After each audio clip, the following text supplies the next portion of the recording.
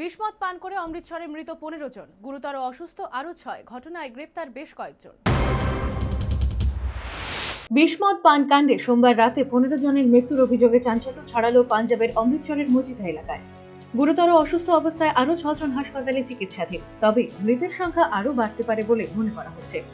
SSP মণিনন্দর Singh জানান, এই ঘটনায় মোট 5টি গ্রামের বাসিন্দারা আক্রান্ত হয়ে থাকতে পারেন বলে মনে করা হচ্ছে। যারা মদ পান করেন তাদের শনাক্ত করার চেষ্টা চলছে।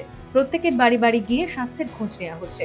সরকারের তরফে ভেজাল মদ সরবরাহকারীদের বিরুদ্ধে কঠোর ব্যবস্থা নিতে নির্দেশ দেওয়া হয়েছে।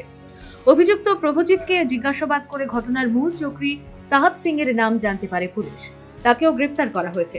কোথা থেকে এই মদ আনা হতো সে বিষয়ে জানতে অভিযুক্তদের জিজ্ঞাসাবাদ করা হচ্ছে বলে তদন্তকারী আধিকারিকরা জানিয়েছেন।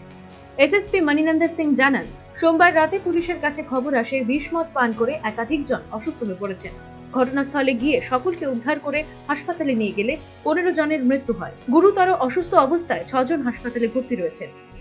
ঘটনাস্থল থেকেই ভেজাল মদ সরবরাহকারী প্রভজিৎ সিংকে গ্রেপ্তার করা হয়েছে।